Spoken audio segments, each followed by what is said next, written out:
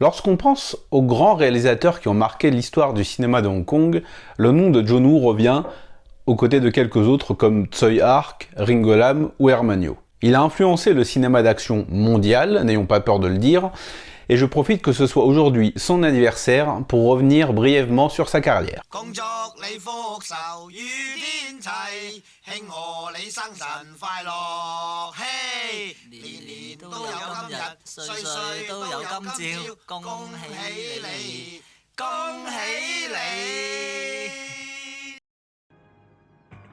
Né à Canton le 1er mai 1946, sa famille fuira le communisme et se réfugiera à Hong Kong alors que John n'a que 5 ans. Principalement élevé par sa mère avec son frère et sa sœur, son père étant fréquemment hospitalisé, John envisagera tout d'abord de devenir prêtre, fortement marqué par l'aide que le secours catholique apporta à sa famille en difficulté. Mais pour gagner sa vie, c'est finalement le métier de comédien qui lui donnera sa chance et il intégrera la Chinese Student Weekly Theatre Company. Speak very well English with Jonathan Asia. Après quelques essais de réalisation en 8 mm avec des amis, il tournera finalement son premier film, Farewell Buddy, en 1973, après avoir travaillé pour la Shaw Brothers et notamment aux côtés du légendaire Shang Chi en tant qu'assistant. Rien que ça, et pour un début c'est plutôt prometteur. Il devient ainsi le plus jeune réalisateur de la colonie, mais malheureusement son film est interdit en raison de son extrême violence. Le cinéma de John Woo violent ? Bon, si peu.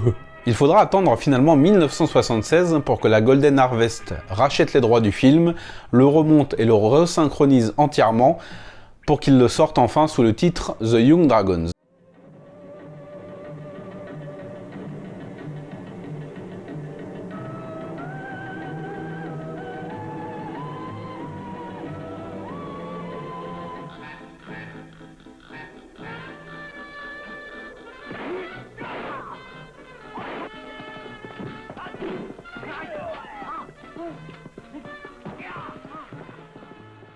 Ces deux premiers vrais films entre guillemets pour la Golden Harvest seront The Dragon Tamers en 1975 et surtout Hand of Death en 1976.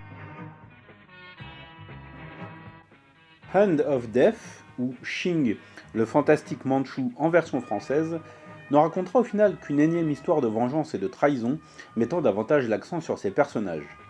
Ainsi, le film réunit à l'écran le trio magique, à savoir Yuen Biao dans un micro-caméo furtif, il n'est là que pour mourir, Sammo Hung dans le rôle d'un méchant aux dents longues, et c'est à prendre au premier degré, car le personnage est grimé volontairement pour caricaturer les Mandchous, et Jackie Chan dans le rôle d'un des héros du film, un jeune homme en quête de vengeance, trouvant là l'un des meilleurs rôles de son début de carrière à mon humble avis. Avec James Tien en antagoniste et Dorian Tan en héros, on retrouvera également Young Wai et même John Woo qui s'offrira un petit rôle. Une belle petite galerie de personnages torturés dans la pure tradition du cinéaste, mélancolie et amitié fraternelle sont ainsi au programme. On décèle quelques maladresses toutefois dans la réalisation, et notamment dans les combats qui, même si bien chorégraphiés, souffrent souvent d'une vitesse amoindrie qui pénalise la qualité et la violence des échanges. Généreux en affrontement, Hand of Death est un film plus que recommandable, même si loin d'être totalement réussi. Réalisé juste après Hand of Death, Princess Changping est un film d'opéra.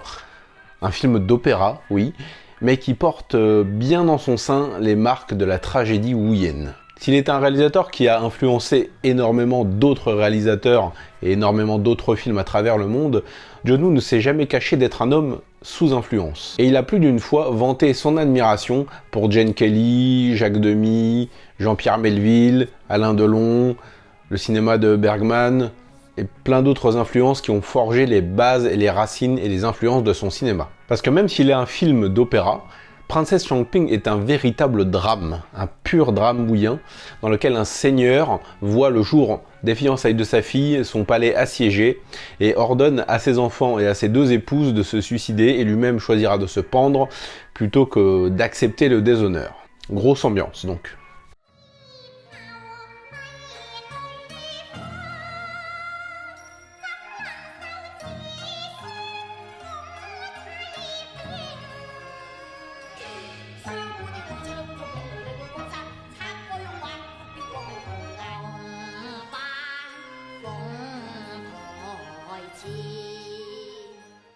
Je trouve le film particulièrement élégant, et même si je n'aime pas forcément les films d'opéra, celui-ci m'a happé, et j'ai reconnu la patte du cinéaste à plusieurs moments, notamment dans tout ce qui va être les émotions des personnages, qui vont beaucoup s'exprimer à travers le chant, puisque c'est un film chanté évidemment, et j'ai trouvé vraiment que dans l'esthétique du film, on avait quelques petits prémices de ces futures productions. Un film un peu méconnu dans la carrière de John Woo, qui est d'ailleurs disponible en coffret HK vidéo si je ne dis pas de bêtises, et qui est un film à découvrir. S'en suivra une période de quelques années pour John où il réalisera des comédies.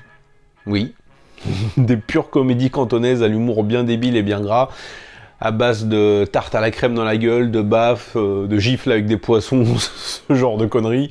Il tournera notamment pas mal avec l'un des frères Hoy, du trio, hein, vous savez, Michael, Ricky et Sam, et avec Richard Hung. Alors je n'ai pas tout vu de cette période, hein. Je vous avoue que j'ai pas trouvé ça incroyable, j'en ai vu 2-3. Celui que j'ai, entre guillemets, le mieux aimé, c'est From Rich to Rags, une comédie plutôt sympa, mais vraiment pas extraordinaire.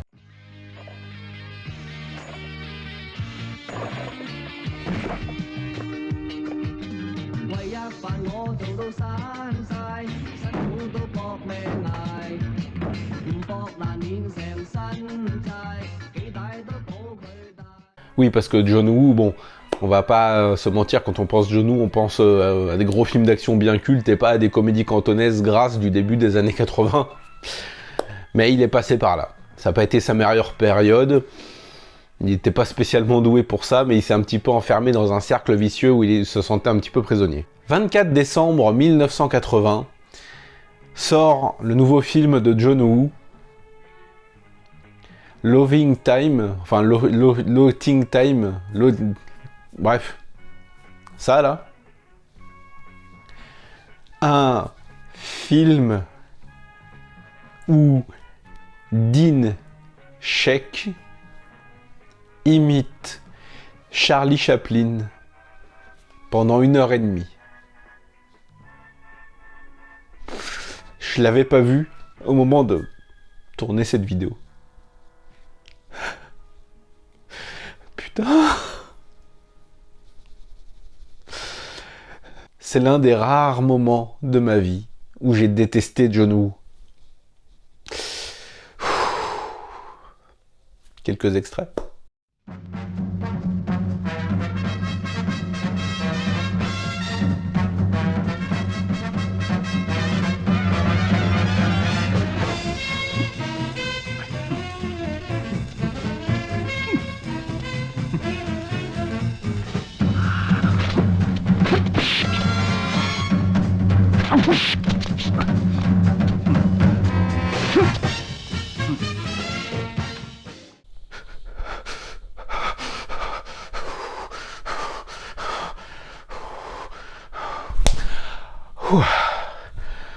Oh la vache.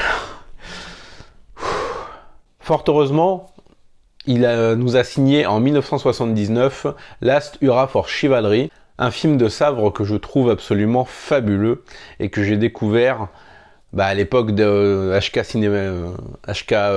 Vidéo Orient Extrême Cinéma, parce que la bande-annonce me rendait ouf et je voulais absolument voir ce film. Parce qu'un film de sabre avec John Woo, je connaissais pas. Moi, j'avais vu que Les Syndicats du Crime et The Killer à l'époque.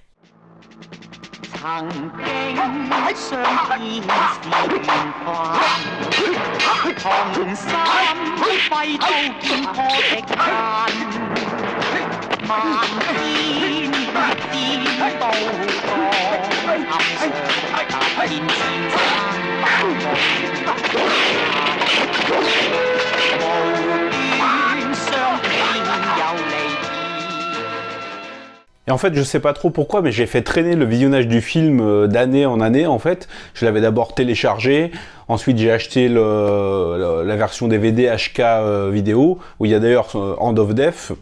Et après, je l'ai retéléchargé, et je sais pas pourquoi, je l'ai jamais regardé. Il était sur ma liste d'œuvres à voir depuis des années. Et ça traînait, sans que j'aie de véritables justifications. Et donc, au moment de faire sa vidéo anniversaire, je me suis dit que ça serait peut-être bien que je me mette à jour. Et waouh, quelle claque je me suis pris dans la tronche.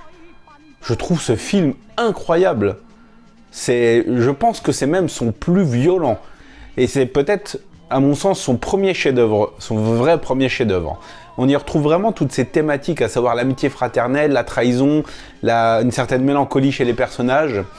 La mise en scène est vraiment très très bonne, notamment lors du combat final où bon, je vais pas trop spoiler, mais où on a le méchant qui, à force d'être avide de pouvoir, est presque présenté comme une entité surnaturelle avec quelques plans en vue subjective que j'ai trouvé vraiment très, très bien mis en scène, ce qui il représente bien le côté vraiment maléfique de ce personnage qui s'est laissé aveugler. Et les combats sont incroyables, c'est vraiment très très violent. Parfois même tu te dis que vas-y, certains combats c'est un petit peu abusé, tu marches dans la rue, tu me bouscules, vas-y je sors mon épée, je te chlasse. Non, ça c'est un peu abusé. Mais sinon, y a des combats qui sont vraiment mémorables. Ça faisait vraiment des années que je m'étais pas pris une claque comme ça, quoi. Le double final, il est incroyable. Il y a un affrontement en mi-film qui est vraiment extraordinaire. Toute l'ambiance du film est vraiment, vraiment géniale. Il prend son temps pour nous présenter ses personnages. Et vraiment, ça fonctionne du tonnerre. J'ai vraiment adoré. C'est pour moi l'un de ses meilleurs films. 1983 sort son film Heroes Shed No Tears. Que pareil, j'ai découvert il y a quelques jours, parce que c'est un film que j'avais jamais eu l'occasion, j'ai jamais regardé. Là encore, je sais pas trop pourquoi. Et comment dire, qu'est-ce que c'est que ce truc ? Ce qui est marrant avec ce film, c'est que je trouve qu'il y a certains éléments qu'on va retrouver 7 ans plus tard dans Une balle dans la tête, notamment un personnage qui va se prendre une balle dans l'œil, qui va rester comme ça avec la balle dans la tête. Une certaine atmosphère de guerre qui est vraiment, vraiment très palpable, puisqu'on est en plein dedans, qui va faire écho aux événements du Vietnam d'une balle dans la tête.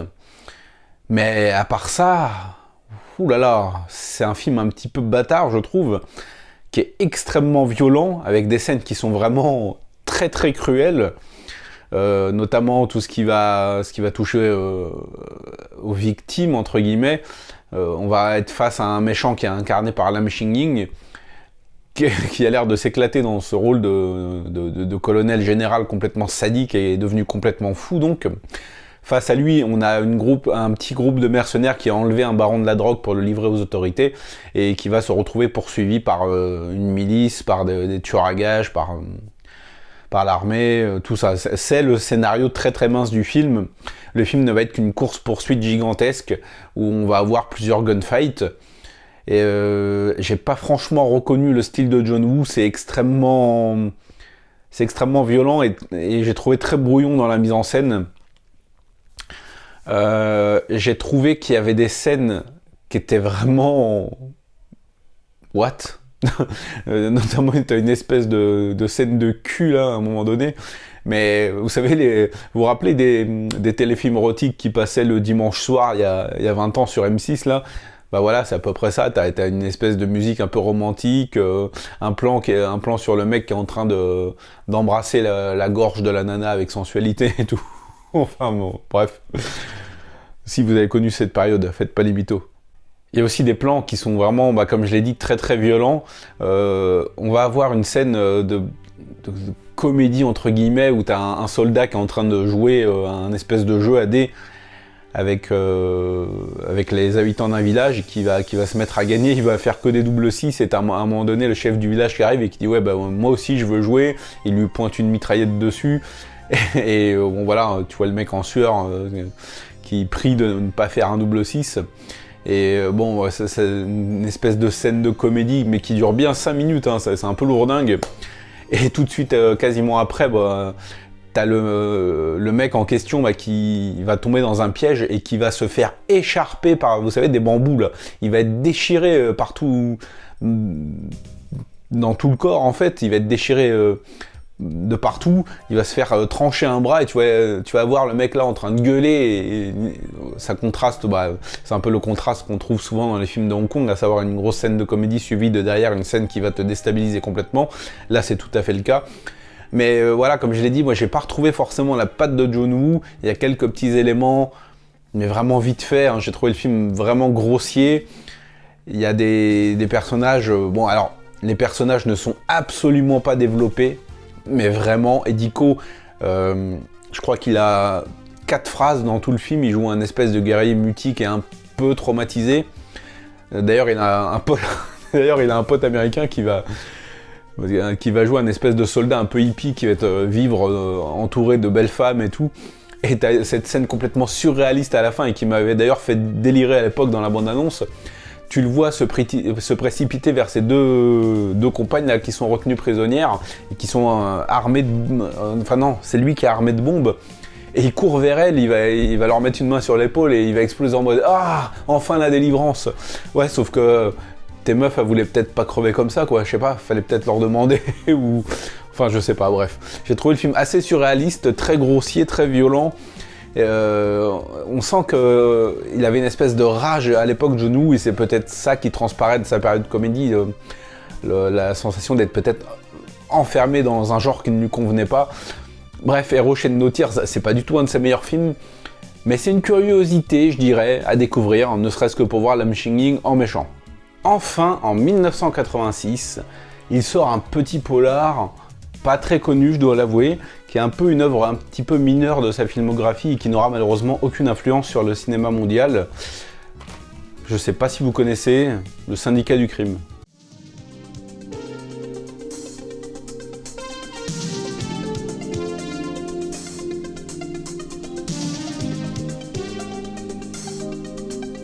Le film est devenu le plus gros succès de tous les temps au box-office hongkongais. Rien que ça annonçait déjà la couleur. Le film est produit par Tsui Hark et sa société Film Workshop. On en parlera un petit peu plus tard. Et voilà, bon, je vais pas m'éterniser sur ces gros classiques parce que ça fait 35 ans que tout le monde en parle et tout a été absolument dit sur ce film. C'est un polar qui a...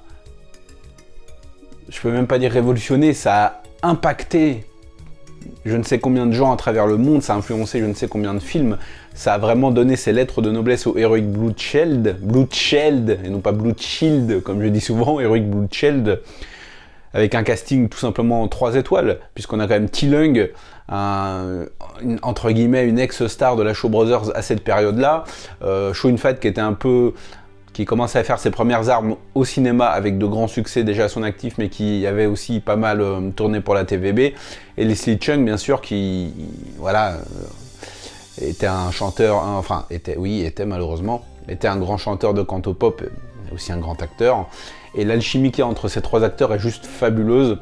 Évidemment on retrouve Kenneth Tsang dans un rôle que j'aime particulièrement, qui va prendre Thi Lung sous son aile après sa sortie de prison. On a aussi bien évidemment en méchant le traître du cinéma de Hong Kong, Wesley. Le film est incroyable aussi bien dans sa structure que dans l'émotion vraiment très très prenante qui dégage, puisqu'on a ce conflit entre ces 2 frères qui est vraiment super bien géré. Pour moi, voilà, Le Syndicat du Crime, je vais enfoncer des portes ouvertes, mais c'est un film que je trouve absolument incroyable, extrêmement bien écrit, fabuleux dans ses scènes d'action, très intense dans l'émotion de ses personnages. La mise en scène de Woo, voilà, elle est juste parfaite. Il y a des très bons moments de tension, notamment dans le gunfight du parking ou dans le final, ou même cette atmosphère de rancune qui monte entre les 2 frères.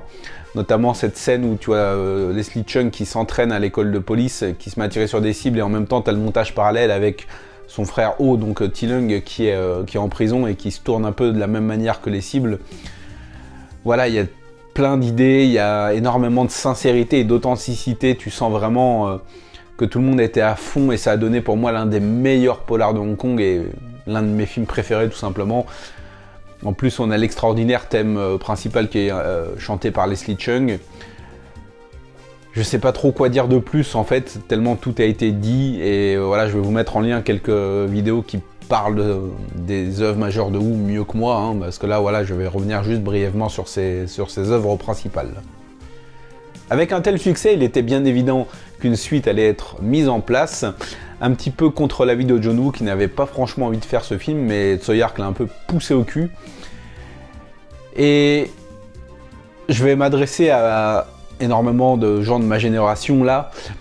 Vous vous souvenez quand on louait cette cassette aux vidéos futures, quand on rentrait chez nous, qu'on la mettait dans le magnétoscope et qu'on faisait avance rapide jusqu'à la scène finale. Voilà, on l'a tous fait ça. Hein. Franchement, le gunfight final de ce film, c'est une scène qui est tellement culte, qui est tellement n'importe quoi également. T'as 4 mecs qui prennent d'assaut une villa et qui butent des centaines de mecs, mais vraiment des centaines. C'est... Waouh, ça a été l'un des moments les plus jouissifs de ma vie de cinéphile, je pense. La première fois que j'ai découvert cette scène, j'étais comme ça. Parce que, voilà, je sortais un peu de... Enfin, j'étais un peu dans la vague Stallone, Rambo, les films d'action américains. Et tu te manges cette scène dans la gueule qui est au-delà de tout ce que tu aurais pu rêver en termes d'action. C'est vraiment du what the fuck le plus total. Mais avec le recul... Avec les années qui ont passé, la maturité qu'on a pris, est-ce que Le Syndicat du Crime 2 est un bon film? J'en viens vraiment à me poser cette question. Bon, déjà, ça a été un petit peu charcuté au montage, voire même beaucoup. Mais il faut bien avouer que ça n'a pas le niveau du premier quand même. Au-delà du retour de Chow Yun-fat qui est juste là, voilà, parce qu'on ne pouvait pas faire un syndicat du crime sans son nom. Il y a des grosses difficultés dans la narration quand même, hein. Des incohérences qui auraient pu être facilement évitables. Je sais pas, au début du film, tu insères une petite scène où t'as T-Lung qui parle de son amitié avec Mark et du fait qu'il était au courant qu'il avait un frère jumeau, Mark. Hein, tu peux pas être le meilleur ami d'un mec sans que un jour celui-ci lui dise, surtout qu'ils étaient amis depuis 74, comme c'est précisé dans la première scène. Dans le premier film, pardon. Et là, tu peux pas arriver et te balancer une scène où t'as T-Lung qui découvre que Mark a un frère jumeau. Ou alors, ils ont vraiment été... Ou alors, ils ont été séparés à la naissance tout de suite. Sauf que ça fonctionne pas, puisque dans la scène de la cabine téléphonique du deuxième, donc, t'as Chow Yun-fat, Ken, donc, mange ce riz qui dit à Leslie Chung, ah bah quand on est né avec Mark, on pesait moins que le poids de ta fille qui vient de naître, enfin... Voilà, c'est des incohérences facilement évitables, quoi. Putain, il fallait faire un petit effort. Et il y a aussi un petit truc dans ce film qui me gêne un peu quand même. C'est la présence de ce fils de pute de Dean Sheik. Ah là là, je supporte pas ce mec. Une orange, une orange.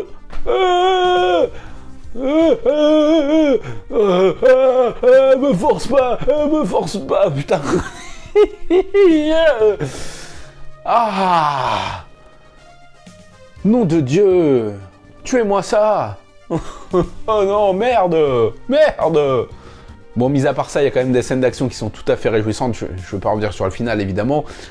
Mais t'as aussi 2-3 gunfights qui sont quand même bien faits, bien sentis, bien intenses, bien violents. Voilà. Je trouve que le personnage de Ken, donc il n'a pas du tout l'aura de celui de Mark, il est beaucoup moins intéressant. Voilà, tu sens que ça a été fait à la va-vite, que ça a été un peu fait à contre-cœur. Et voilà, ça se ressent quand même pas mal, quoi, on va pas se mentir.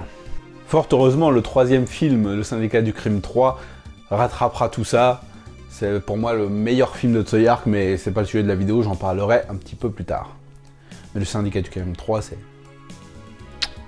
Au-dessus, c'est le soleil, quoi. 1989 sort The Killer. Un film qui est tellement mythique qu'il a été samplé dans le rap, copié des centaines de fois, mais jamais égalé, bien évidemment.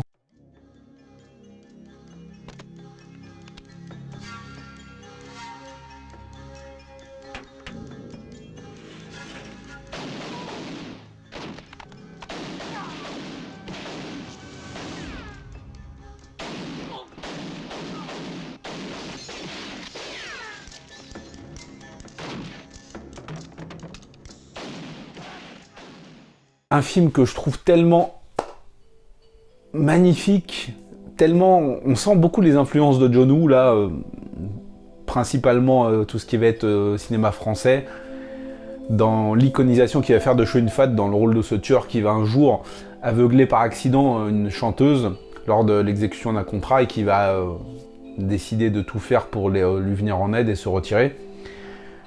C'est un film qui m'a fait chialer, c'est un film qui m'a bouleversé, c'est un film que j'ai vu vas-y, je sais pas, 50 ou 60 fois. Il est extraordinaire.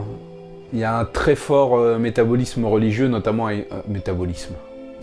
Le mec qui pense qu'à bouffer. Métabolisme, putain. Fallait la sortir celle-là quand même. Il y a un très fort symbolisme religieux donc avec toutes les scènes évidemment dans l'église, avec la pureté du personnage de Jenny interprété par Sally Ye, la dualité, amitié, admiration qui va se mettre en place entre Chow Yun-fat et Danny Lee. Danny Lee dans un rôle de flic, une première dans sa carrière d'ailleurs, ça m'a impressionné. Et voilà, pareil, je vais pas vraiment en dire grand chose de neuf, mais c'est juste un pur bijou, un chef-d'œuvre. Je trouve que la scène finale, en plus d'être un monument du cinéma d'action, elle est pleine d'une tension difficilement supportable à partir du moment où Shin Fyun va entre guillemets prendre le dessus et prendre Jenny en otage et qui va se retrouver face à Chow Yun-fat et Danny. Purée, cette scène, j'ai toujours mal à la regarder, elle est tellement riche en tension et tu sais tellement que ça va mal se passer que voilà, même si tu connais le film par cœur, ça se passe... c'est jamais un visionnage très agréable de cette scène parce qu'elle est trop bien tendue, on va dire, pour être agréable à regarder. Mais voilà, je vais pas en dire grand chose de très révolutionnaire. C'est juste un bijou, un chef-d'œuvre du cinéma de Hong Kong et putain, on n'en fait plus des films comme ça quoi. Ça fait vieux con, mais on n'en fait plus des films comme ça. Je suis désolé. Il réalisera la même année avec Wuma le film Just Heroes, un film qui a été fait pour payer la retraite de Shang Chi et qui rapporta 8 millions de dollars au box-office de Hong Kong. Un petit film bien plus entre guillemets léger que ces Syndicats du crime et The Killer, mais qui reste vraiment très intéressant. On va avoir une galerie de personnages qui vont être mis en avant suite à la mort d'un parrain et tout le monde va se demander qui a commandité l'assassinat et surtout qui va lui succéder. Voilà, on retrouve Danny Lee au casting, cette fois-ci dans le rôle d'un truand, comme quoi. C'est un polar que je trouve très bien mené et qui a un côté très sombre et très amer. Au final, notamment lors de la résolution du film, on va avoir un jeune personnage un petit peu chien fou qui est tout enivré par la bataille finale et t'as un autre héros qui va lui prendre la gueule et lui plonger la tronche dans un cadavre en lui disant vas-y si t'aimes ça, contemple ça. Il n'y a aucune victoire dans une tuerie en fait. C'est un film qui je trouve va faire redescendre de son piédestal les figures mafieuses et un peu héroïques qui étaient mises en avant précédemment. C'est un film que j'aime beaucoup, qui va développer des personnages vraiment très intéressants. Danny Lee, c'est un peu le mafieux père de famille qui va essayer de protéger sa famille. Ça fait 2 fois famille, mais bon. On va avoir aussi Shin Fyun dans le rôle d'un mafieux. Surprise, hein. Mais bien évidemment des très grands noms aussi, puisqu'on va avoir une petite apparition de T. Leung et de Stephen Chow aussi, dans un petit rôle de petit gangster qui est plutôt sympa. Mais on retrouve aussi au casting Shen Kuen-tai, un acteur que je trouve très charismatique et qui a un rôle vraiment intéressant. Et bien évidemment, David Chiang, légende de la Shaw Brothers, qui ne pouvait pas ne pas être présent dans ce polar.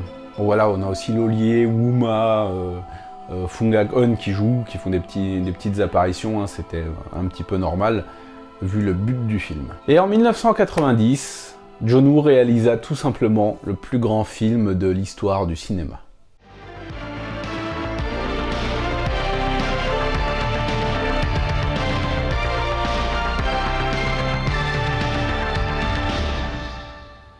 Alors oui, bien évidemment que c'est subjectif quand je vous dis que c'est le meilleur film de l'histoire du cinéma, mais c'est mon film préféré. J'ai dû le voir une bonne centaine de fois. Il m'a traumatisé.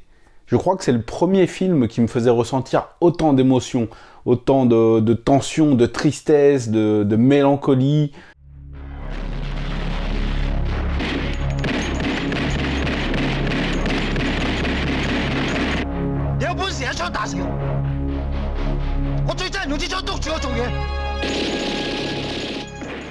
Le film m'a coupé les jambes la première fois que je l'ai vu. J'étais tout petit, je devais avoir 10 ans, je pense. Je l'avais loué, enfin, ma mère l'avait loué au vidéoclub.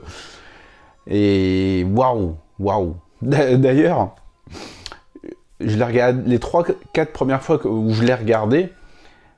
Après la fameuse scène avec Franck, j'étais tellement au bout de ma vie que j'arrêtais le film. Pour moi, le film se concluait là-dessus. Et un jour, je me suis dit que bon, il faudrait peut-être que j'aille jusqu'au générique. Et j'ai découvert toute la partie qu'il y avait après la fameuse scène de Franck. Et j'étais là, j'ai traversé tout l'appartement en criant « Il y a une suite à une balle dans la tête! Il y a une suite à une balle dans la tête !» Est-ce qu'on peut être con quand on est petit? Enfin bref, tout ça pour dire que Une balle dans la tête, c'est le film que j'aime le plus. Il est certes imparfait, bien évidemment. Notamment, John Woo a été obligé de faire beaucoup de cuts pas très longtemps avant la sortie du film. Il a d'ailleurs beaucoup coupé de scènes qui se passaient à Hong Kong pendant entre guillemets, la jeunesse des héros. Il y a des scènes qui, bien évidemment, ont été coupées du montage, comme la fameuse scène de Peace, qui a été racontée par Mark dans Une balle dans la tête. Et il y a aussi une fin alternative qui est assez percutante, mais que j'aime moins que le final, que le vrai final, entre guillemets. La prestation des acteurs est incroyable. Tony Leung, il est parfait dans le rôle de Ben. Il a des rêves plein la tête au début du métrage, et quand on voit comment il finit à la fin, c'est affolant, quoi. Bien évidemment, Jackie Chung, c'est le rôle de sa vie, il a marqué tout le monde, notamment avec sa prestation dans la dernière partie du film. Je défie quiconque de regarder cette scène sans pleurer à chaudes larmes. Si vous y arrivez, c'est que vous n'avez pas d'âme, je suis désolé de vous le dire. Et j'aime aussi beaucoup le rôle de Wesley, dans le rôle de Paul, qui pour moi, j'aurais du mal à vraiment dire que c'est le méchant du film, mais pour moi c'est un homme qui a été traumatisé par son passé, par le fait que son père soit un éboueur et qu'il vive dans des conditions très très difficiles. Et lorsqu'il tombe sur cette possibilité de devenir riche, ça lui fait péter complètement les plombs. Je me demande si dans le montage original, il n'y avait pas quelques scènes en plus qui épaississaient un petit peu son personnage, ou des scènes qui, justement, après, dans la dernière partie, le montraient plein de remords, ou devenu fou, ou hanté par ce qu'il avait fait. Enfin bref, je divague un petit peu. Mais tout ça pour dire que, pour moi, Une balle dans la tête, c'est le film le plus intense qui a été fait. Les scènes d'action sont vraiment pleines de tension, spectaculaires aussi, bien sûr, mais on a tellement, je suis tellement attaché aux héros que les scènes d'action, je les appréhende un petit peu, parce que j'ai toujours peur pour eux, même si bien évidemment maintenant je connais le film par cœur et je sais que voilà. Mais là, mes premiers visionnages, c'est une claque que j'oublierai jamais. Alors évidemment, oui, le film reprend énormément du film Voyage au bout de l'enfer de Michael Cimino, mais putain, waouh, adapté à la sauce HK, il y a cette intensité, cette rage, D'ailleurs, voilà, on sait qu'il y a une brouille entre Tsui Hark et John Woo. Tsui Hark a repris certains éléments d'Une balle dans la tête pour faire son Syndicat du crime 3, justement, avec pas mal de scènes qui se passent au Vietnam. Mention spéciale aussi à Simon Yam dans le rôle de Luc, un tueur à gages un petit peu mélancolique et amoureux d'une jeune chanteuse, qui est parfait dans son rôle. Le casting, on dirait, comme on dit, toutes les étoiles étaient alignées pour faire ce film. Là, c'est le cas. Au niveau de la musique, on a des thèmes qui sont inoubliables. La prestation des acteurs est inoubliable. La maîtrise du film est totale. Enfin bref, pour moi, c'est un monument de cinéma intense et fait avec les tripes. Ça dégouline de sueur, de rage et de désillusion aussi. C'est vraiment un film c'est le plus grand film de l'histoire du cinéma, tout simplement.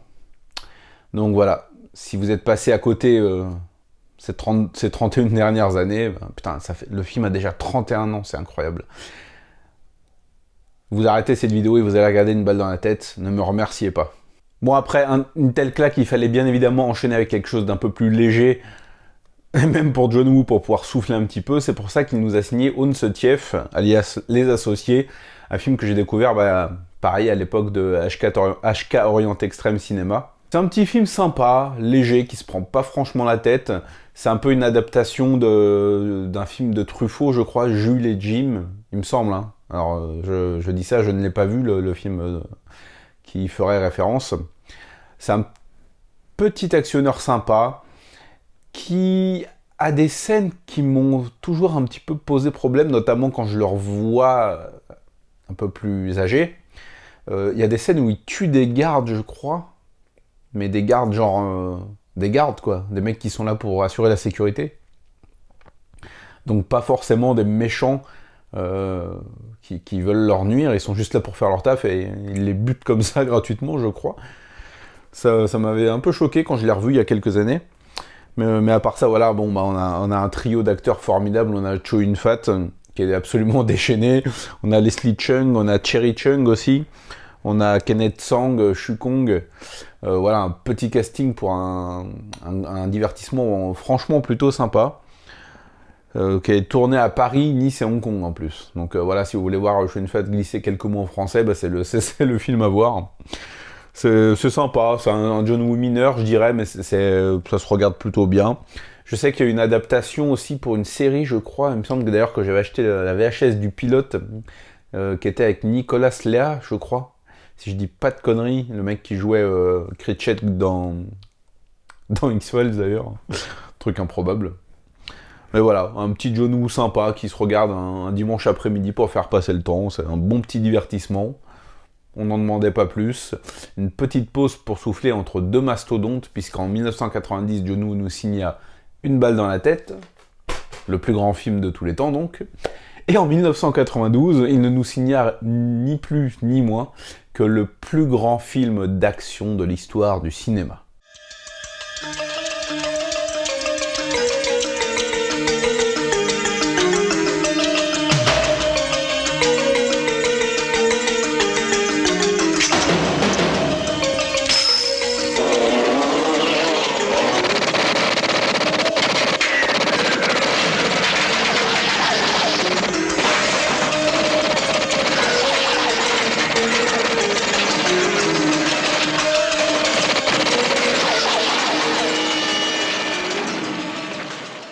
Ta petite bouille me dit quelque chose.